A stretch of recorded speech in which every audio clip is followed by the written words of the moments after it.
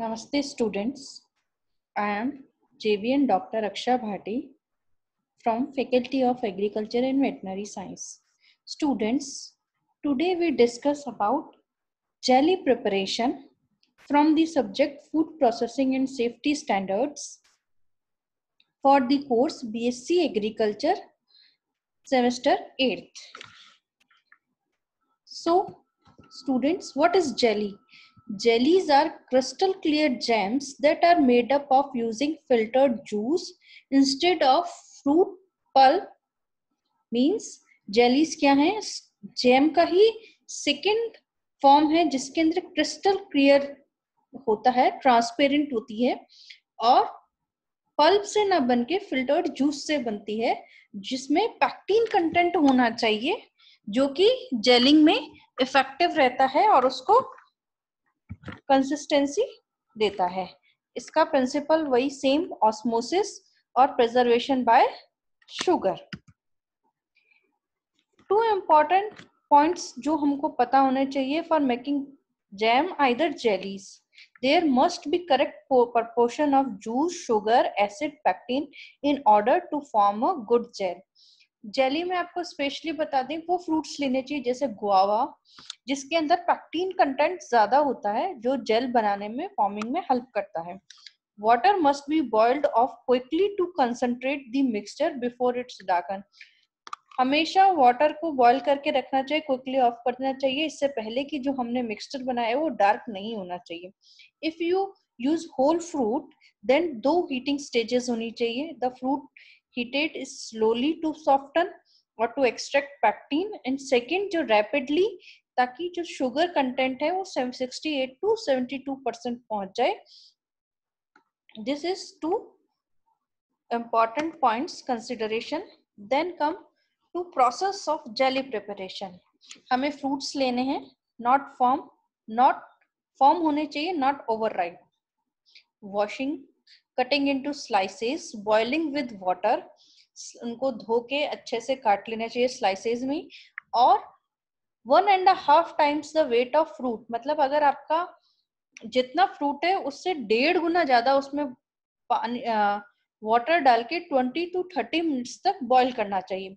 Boiling के दौरान ही उसके अंदर सिट्रिक एसिड डाल देना चाहिए जो कि 2 ग्राम पर केजी के हिसाब से.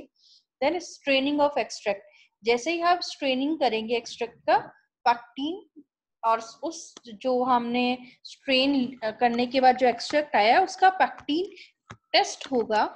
पैक्टिन टेस्ट जो होगा उसी के अकॉर्डिंग शुगर डलेगी. Then addition of sugar, then वापस boiling, then judging of end point, जैसे आपको पता चला कि बन गया है. देन रिमूवल ऑफ स्कम, कई बार जब हम शुगर उसके अंदर डालते हैं तो स्कम या फोम जिसे कहते हैं, झाग और मैल सा किनारे किनारे लगने लग जाता है, उसको हटा देना चाहिए, नहीं तो जो आपकी जेली बन रही है वो ट्रांसपेरेंट नहीं होगी. Then judging of end point, same sheet या ड्रॉप टेस्ट और टेम्परेचर टेस्ट. टेम्परेचर अगर आप टेम्परेचर टेस्ट करें तो 102 to 105 डिग्री सेंटीग्रेड होना चाहिए.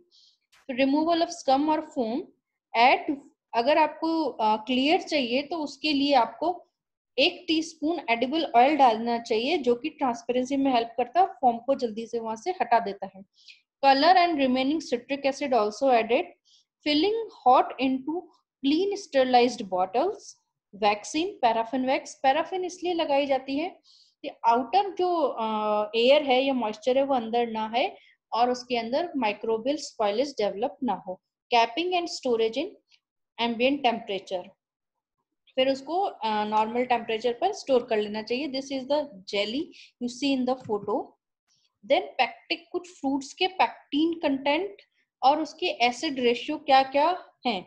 जैसे अनराइप फ्रूट्स हैं apple, quince, lemon, grapefruit, passion fruit, guava, उसके अंदर sugar and fruit juice ratio 1:1 का होता है.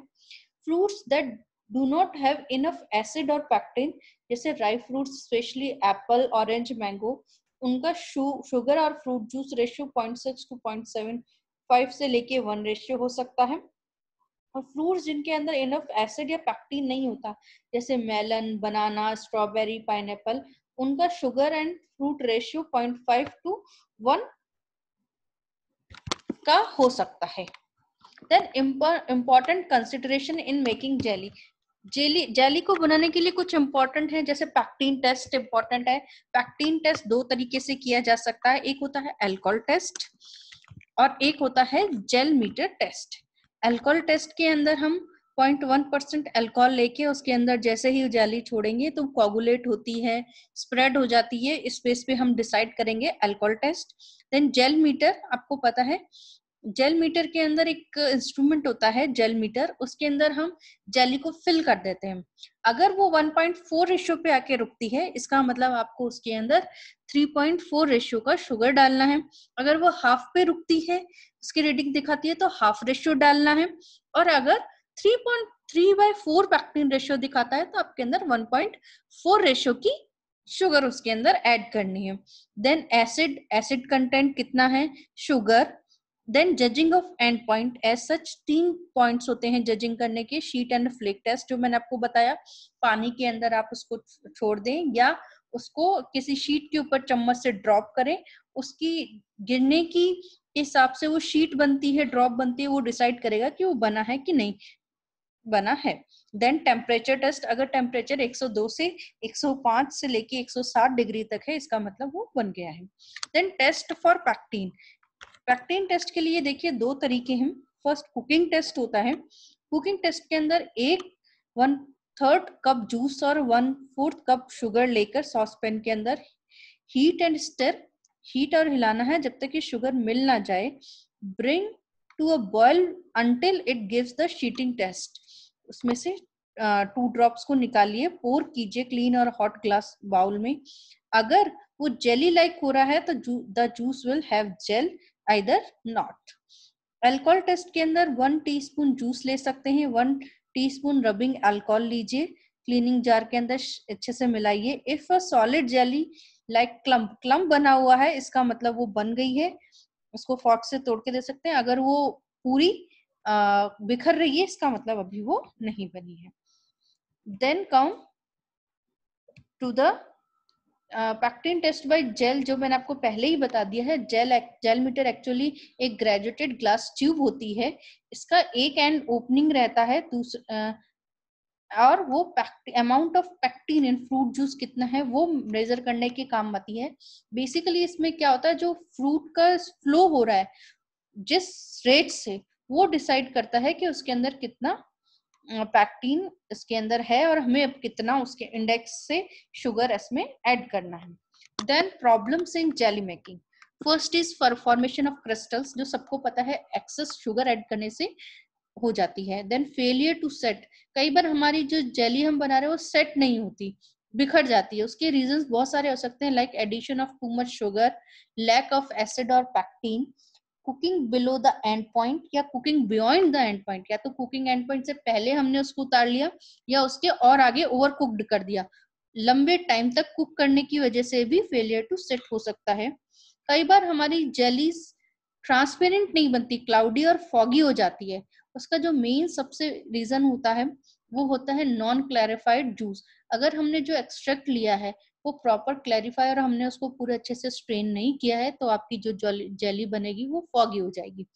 दूसरा रीजन होता है इमैच्योर फ्रूट्स, उसके अंदर पूरे अगर पैक्टिन कंटेंट नहीं आया और इमैच्योर है तो भी आपकी जेली वो हो सकती है। देन ओवर कुकिंग और over cooling, non removal of scum, faulty pouring and premature gelation, ये कुछ रीजंस है जो उसको जेली को सेट नहीं होने देते हैं। देन सिनर्जिस और weeping of jelly, this is very important.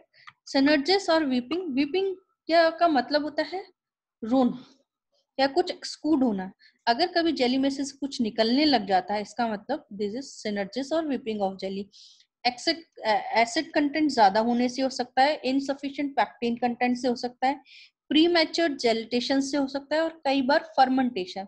Fermentation अगर हमने उसमें प्रॉपर प्रिजर्वेटिव्स नहीं डाले हैं, सीलिंग में कहीं कुछ रह गया है, एयर मॉइस्चर अंदर चला गया है, टेम्परेचर है, तो वो कई बार अंदर या वाटर कंटेंट अंदर रह गया है, तो वो उसके अंदर फर्मेंटेशन कर सकता है, माइक्रोबियल ग्रोथ कर सकता है। That is the total jelly. So the class is concluded, students. Today, I believe you have understood well. This session was powered by Digital Version 2.0, Jyoti Vidyapeeth Women's University. Hope you are satisfied with my digital session. If you have any query, please mention in comment box. Thank you, students, very much.